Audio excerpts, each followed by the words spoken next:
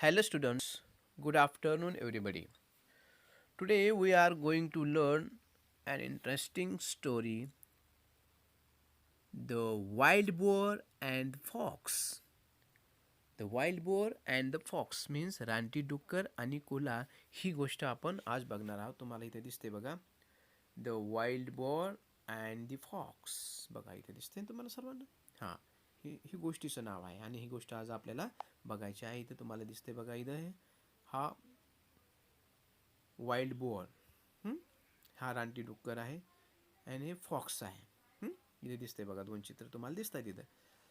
आणि हा आता हे दोघं जण काय करतायत काय नाही आता आपल्या सर्व ह्या स्टोरीमध्ये आहे. हा रानटी डुक्कर या ठिकाणी काय करतोय, झाडाच्या बुंध्याशी काय करतोय आणि हा कोल्हा त्याला काय म्हणतोय, तर हे सर्व काय आपल्याला या स्टोरीमध्ये बघायचं. तर सर्वांनी गोष्ट काळजीपूर्वक ऐकायची.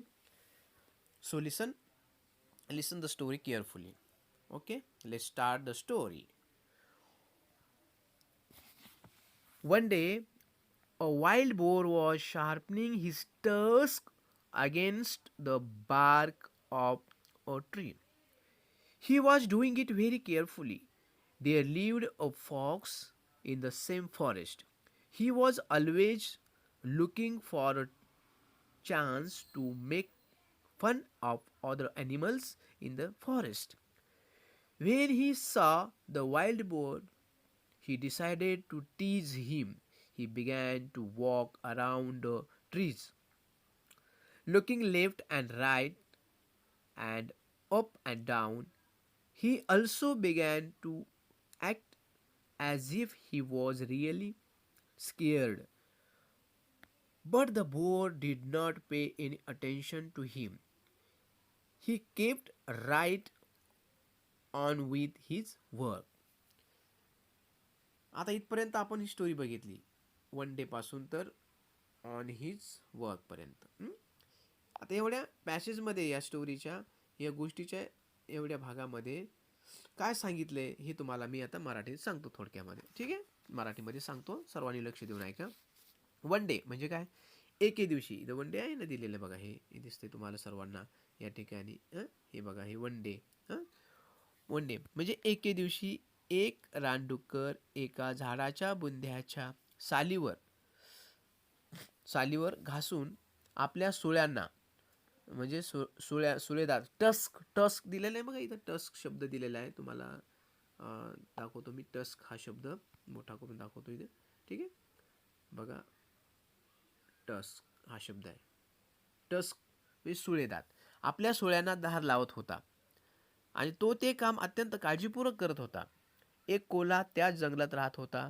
तो नेहमीच जंगलातील इतर प्राण्यांची टिंगलटवाळी करण्याची संधी शोधत असे.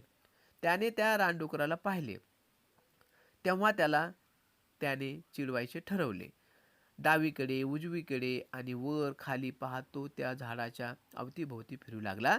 त्याने जणू काही आपण खूप घाबरलो आहोत अशी सुद्धा बतावणी करायला सुरुवात केली. परंतु त्या रानडुकराने त्याच्याकडे जराही लक्ष दिले नाही. त्याने आपले काम व्यवस्थितपणे चालू ठेवले. ठीक आहे, इथपर्यंतचा भाग जो आहे गोष्टीचा आपण आता तुम्हाला मी मराठीमध्ये सांगितलेला आहे. गोष्टीचा पुढील भाग आपण बघू. हां, सर्वांनी लक्ष द्या पुन्हा. ॲट लास्टपासून आपल्याला सुरुवात करायची. बघा ही स्टोरी. At last. हे at last the fox said with a grin, "Why are you doing that? I tried very hard, but I did not see any hidden enemy or danger." काय म्हणाला तो? अखेरीस उपहासाने दात काढीत म्हणजे हसत त्या रानडुकराकडे हसत तो कोल्हा म्हणाला, "तू ते असे का करत आहेस? मी खूप प्रयत्न केला, परंतु मला इथे कोणताही छुपा शत्रू किंवा एखादे संकट दिसले नाही." असं तो कोल्हा त्या रानडुकराला म्हणतो. मग तू असं काय करत आहेस वगैरे असं त्याला तो विचारतोय. पुढे नंतरचा जो पॅसेज आहे गोष्टीचा बघा, हा ट्रू पासून. ठीक आहे, बघा ट्रू काय म्हटलंय. True replied the boar. Just now there may not be any danger, but when it really comes, there won't be any time to sharpen my tusk. Sharpen my tusk. बघा इथे तुम्हाला दिसते सर्वांना स्टोरी अगदी छान पद्धतीने दिसत आहे व्यवस्थित. सर्वजण काळजीपूर्वक बघा आणि मी जे रीड करतोय, मी जे वाचन करतोय ते काळजीपूर्वक ऐका. पुन्हा बघा, वन्स अगेन ट्रू. बघा true. Replied the boar, just now there may not be any danger, but when it really comes, there won't be any time to sharpen my tusk. My weapons have to be ready for use then. If I am not ready, I will have to suffer. इथे सफर दिलाय. I will have to suffer. आहे ना. आता या भागामध्ये काय सांगितले ते मराठी तुम्हाला मी सांगतोय. खरे आहे. रानडुकराने उत्तर दिले, आता या क्षणी येथे एखादे संकट नसेलही, परंतु ते खरोखरच येईल तेव्हा माझ्या सुळ्यांना धार काढायला मला जराही वेळ मिळणार नाही. धार लावायला मला जराही वेळ मिळणार नाही. जर एखादं संकट अचानक जर आलं तर मी माझ्या सुळ्यांना धार कशी लावणार ऐन वेळेला, म्हणून मला तेव्हा वेळ मिळणार नाही. म्हणून मी आत्ताच ती तयारी करून ठेवत आहे. त्यावेळी वापरण्यासाठी माझी हत्यारे म्हणजे शस्त्र म्हणजेच त्याचे सुळेदात तो सज्ज करून ठेवत आहे. मी तयारीत नसेल तर मला दुःख भोगावेच लागेल, असं तो रानडुक्कर त्या कोल्ह्याला सांगतोय. अँड लास्ट वन, आणि शेवटी काय झालं बघा. दिस स्टोरी, आता हे दिसतं तुम्हाला शेवटचा passage.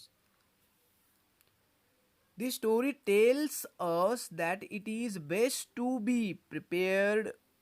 Don't leave things to be done at the last minute. म्हणजे या गोष्टीचं तात्पर्य काय आहे तर बघा, ही गोष्ट आपल्याला नेहमीच ही गोष्ट जी आहे ही आपल्याला काय सांगून जाते, आपण नेहमी पूर्णतः तयारीत असावे हे उत्तम अशी शिकवते. पूर्णतः आपण तयारीत असलं पाहिजे, म्हणजे कुठल्याही गोष्टीमध्ये असो तर आपण पूर्णतः तयारीत असलं पाहिजे. कामे उरकून घ्यायचे अखेरच्या क्षणावर सोडून देऊ नका. अखेरच्या क्षणावर म्हणजे अखेरच्या याच्यापर्यंत सोडायचं नाही. आता आपण आजचा अभ्यास आपण आजच केला पाहिजे. तुम्ही जर म्हटलात आजचा अभ्यास मी उद्या करेन, मग उद्या पुन्हा तुम्हाला काय वाटेल, नाही आता परवा करू. असं करत करत तो अभ्यास असाच पेंडिंग राहतो आणि मग अभ्यास हा जास्त होतो आणि मग तुम्हाला काय करावं हे सुचत नाही. म्हणून आजचा अभ्यास आपण आजच केला पाहिजे. आजचं काम उद्यावर टाकू नये, असं या गोष्टीचा इथे सारांश सांगतोय. सर्वांनी ही गोष्ट काळजीपूर्वक ऐकली असेल. ठीक आहे, सर्वांना गोष्ट समजली. आणि या ठिकाणी आता या स्टोरीच्या खाली दिलेले बघा, इथं तुम्हाला दिसतंय सर्वांना हे wild means English to English words आहे ते. Wild, living in a jungle आहे ना. बोर म्हणजे काय, वाईल्ड पिग, जंगली रानटी डुक्कर. टस्क म्हणजे सुळेदात. आता Sule, a pair of long pointed teeth that some animals like the elephant have. bark दिलेलं आहे ना सर्वांनी. the top or covering of the main tree trunk and branches. Green दिलंय ना ते बघा, हे ग्रीन म्हणजे काय, smile. Green means smile. Okay, green means smile. ठीक आहे, सर्वांना ही गोष्ट समजली असेल. आणि आता सर्वांनी ही गोष्ट 2 वेळेस टेक्स्टबुकमध्ये तुमच्या रजिस्टरमध्ये लिहा, क्लासवर्कमध्ये लिहा, 4 लाईन्समध्ये सुद्धा लिहा आणि सर्वांनी गोष्ट वाचन करा. ठीक आहे, okay. Welcome back students. We learn about the wild boar and the fox story. आपण गोष्ट पाहिली. The wild boar and the fox म्हणजे रानटी डुक्कर आणि कोल्हा ही गोष्ट आपण शिकली. आता त्यावर आधारित इथे प्रश्न दिलेले आहेत, सर्वांनी लक्ष द्या. हे बघा, काही क्वेश्चन इथं दिलेले आहेत तुम्हाला, दिसतंय ना सर्वांना. हे बघा इथं हे क्वेश्चन 1 आहे. ही ॲक्टिव्हिटी आहे, तुम्हाला करायची सर्वांना. हा प्रश्न लिहायचा आहे सर्वांनी आणि मग काय करायचं आहे, तर काही शब्द दिलेले आहेत. तर काय दिलेले आहे, as you listen tick only those words that appear in the story. Appear in the story दिसतंय ना, ॲपियर इन द स्टोरी म्हणजे गोष्टीत आलेले जे काही शब्द आहेत, गोष्टीत आलेल्या शब्दांवर राईट अशी टिक करायची आहे. काय करायचं असं राईट. आता इथं वाईल्ड, हा वाईल्ड शब्द आलेला आहे, मग याच्यावर टिक केले. बोर आहे, बोर, फॉक्स, बार आहे ना. देन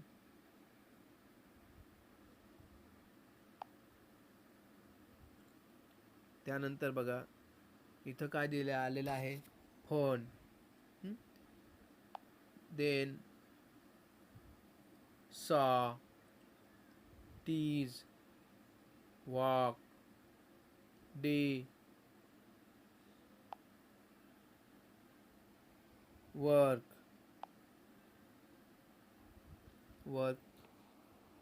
then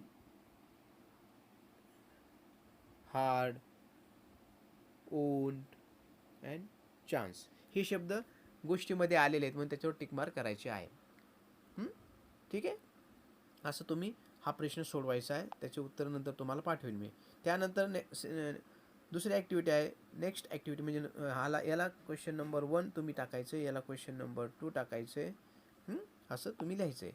आता हा क्वेश्चन नंबर 2 जो आहे, काय दिलेलं आहे, find and label the falling in the picture on page 7. हे जे चित्र दिलेले आहे, पाठ्यपुस्तक पान नंबर 7 वरील चित्रात पुढील गोष्टी शोधा व चित्रात त्यांच्या नावाची लेबले लावा. हे तुम्ही करायचं आहे. त्यानंतर हा जो क्वेश्चन नंबर 3 हा दिसतोय ना तुम्हाला सर्वांना. हा क्वेश्चन नंबर 3 हा फार महत्त्वाचा आहे. या ठिकाणी क्वेश्चन आन्सर आहेत, हे सर्वांनी लिहायचं आहे. आता या ठिकाणी बघा, इथं तुम्हाला दिसतंय ना, हा क्वेश्चन आहे. हा what was the boar doing. What was the boar doing. रानडुक्कर काय करत आहे. मग त्याचं उत्तर इथंच आहे बघा. A wild boar was sharpening his tusk. Sharpening his, a wild boar was sharpening his tusk. ही त्याचं उत्तर आहे इथपर्यंत. ठीक आहे. याचे प्रश्न आणि उत्तर मी तुम्हाला नंतर सविस्तर पाठवून देईल. हे तुम्हाला सोडवायचं आहे.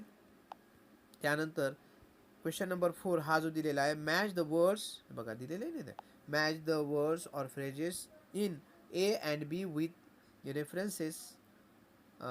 Reference to the story. ही स्टोरीमध्ये जे काय दिलेलं आहे बघा, काय दिलं त्यांनी, गोष्टीच्या संदर्भात ए आणि बी मधील शब्द किंवा शब्दसमूहाच्या जोड्या लावायच्यात, यांच्या जोड्या लावायच्यात. आता हे जे दिसतंय तुम्हाला, लुक फॉर काय आहे, look for a chance. Look for a chance ही त्याची जोडी आहे. त्यानंतर बघा, लुक फॉर अ चान्स ही त्याची जोडी आहे. त्यानंतर मेक फन ऑफची जोडी कोणती आहे, make fun of other animals ही जोडी याची आहे, अदर ॲनिमल्स. त्यानंतर शार्पनची जोडी आहे टस्क, ही टस्कची जोडी आहे. Pay attention to the fox. अशा जोड्या लावायच्या, परंतु ह्या अशा जोड्या अशा नाही लावायच्या. याच्या समोर लुक फॉरच्या समोर अ चान्स लिहायचे, असं लिहायचं त्याच्यासमोर.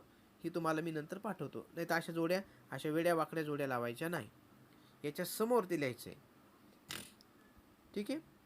त्यानंतरचा जो प्रश्न आहे आता हा 5वा, हा तुम्ही सोडवायचा आहे.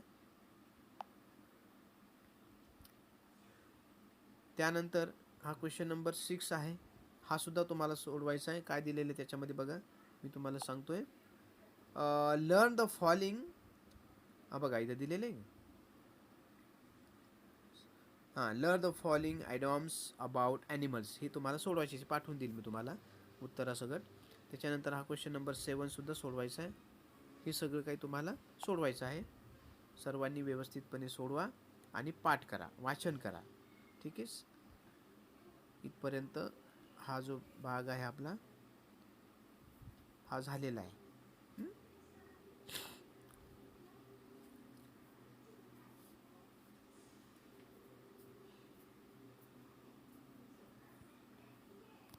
Okay, thank you.